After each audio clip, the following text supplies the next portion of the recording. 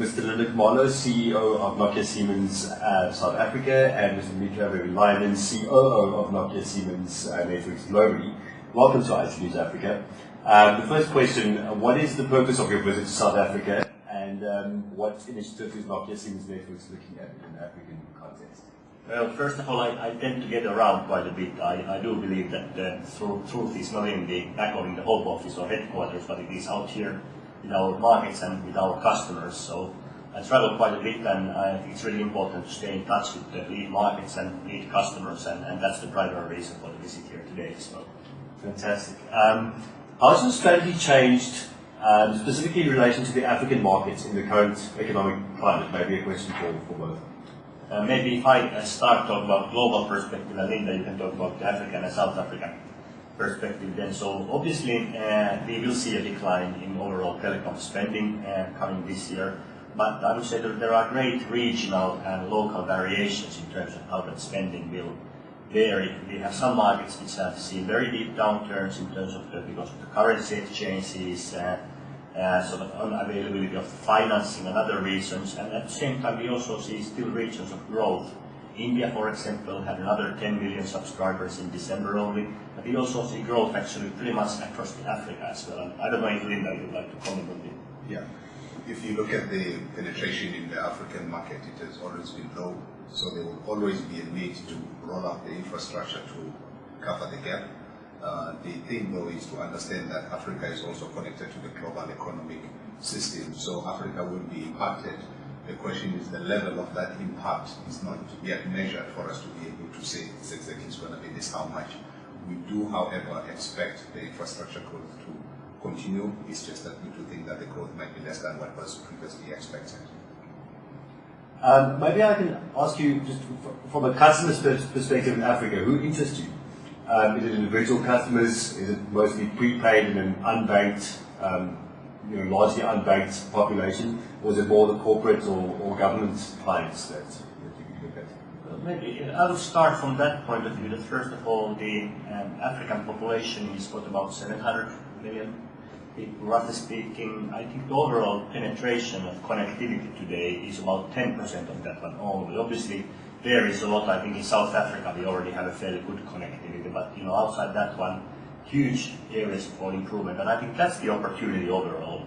And how we are going to address that opportunity is through service providers who are actually building that connectivity. It's primarily going to be wireless connectivity, and I think that by far the majority of the people coming online will be wireless subscribers, but also to enable that wireless connectivity you need to build the basic infrastructure, transmission networks, backbones, optical transmission and things like that. And I don't believe that if you have any. Yeah, but I think to be more, if you zoom into the market segments, that would cover all the different market segments, from residential all the way to government and corporates. And today, as we speak, if you look at the evolution of the market, we've seen a lot of demands of high-end services that would start even from the residential all the way to the corporates. So we see those customers of our customers as drivers to the technology evolution, and we are working with our network operator customers to see how they can respond to those requirements.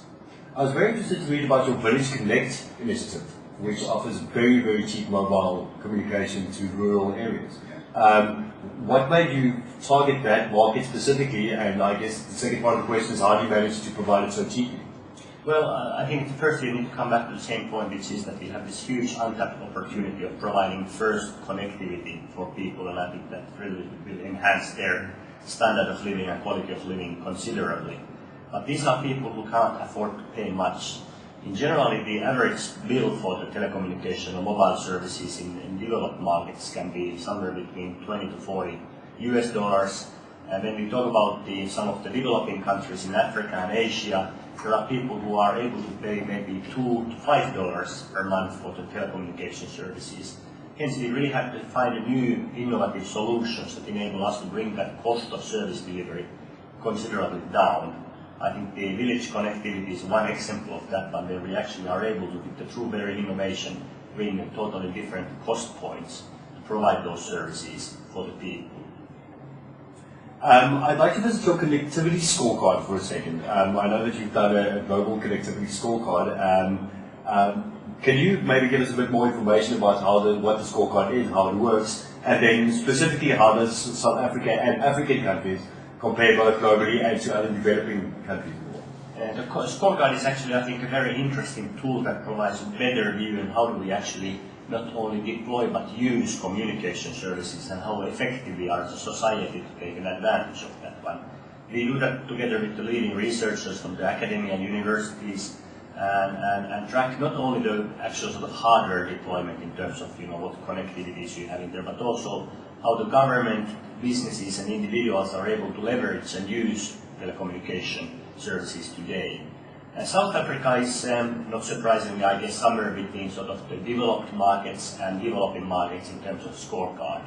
If I remember correctly, last year the score for South Africa was around 5.3, 5.26, and we saw a clear improvement again to this year, 5.76 if I remember correctly. Primarily coming from the mobile services, increased connectivity in here, but I would say at the same time there's still a tremendous opportunity in Southern Africa also to improve the level of services as well as the usage of the services. Fantastic. About the rest of Africa, other African countries, I suppose obviously because of connectivity issues they would score quite a bit lower. But how does that compare to other developing countries, for example in South America, Asia and so forth? I would say that some African countries are clearly at the bottom of that one, and it's not to do with the basic infrastructure and availability of that one. Latin America, I think today, by and large, is actually ahead of Africa in terms of the deployment of the services. Also in Asia Pacific, I would say we see a sort of faster or larger deployments that we have seen in Africa so far. Perhaps I can move on to you for a second. The 2010 World Cup is obviously a huge sporting contest both for Africa and South Africa specifically where it's getting hosted. How is Nokia Siemens Networks involved in the FIFA World Cup? Well, today as we speak, we service network operators in South Africa. Telkom is our customer, Vodacom, Cell C, and Nokia, and all of those as our customers. We're working with them right now to prepare their networks to be ready for 2010.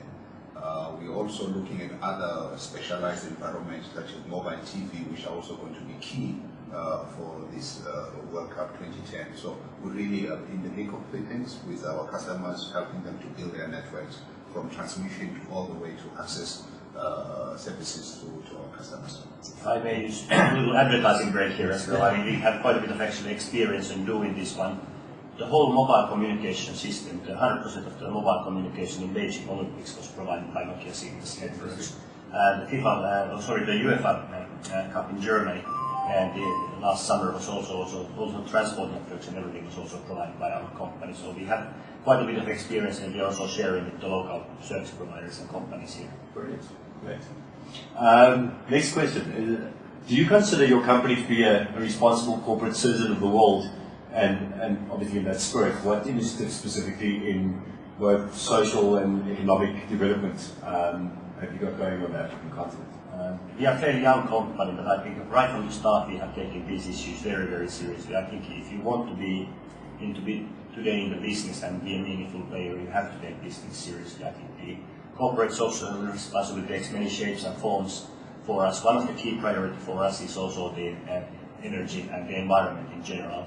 Obviously, the telecommunication has a huge indirect impact for the environmental issues, but also the direct impact on how we can actually minimize our own footprint and the footprint of our customers is an important thing for us. And maybe Linda could comment a little bit on the activities we are doing locally here. Well, within South Africa, we have a number of projects that we are working on. One of them is within the Naledi school, where we have adopted 2 schools, and those schools we are busy doing a lot of refurbishment and making sure that the computer labs running and connected, and working with the teachers to enhance their maths and science skills as well as computer literacy. So there are a lot of things that we're doing on that scope, but we're also working with Asset Center, training about 100 people this year, increase the number to 100 people that will be training as part of our on-the-job training, where we take people in conjunction with the government within the company and take them through a number of training programs, but also give them on-the-job experience within the company. Fantastic. I know your time is precious, so I have one last question.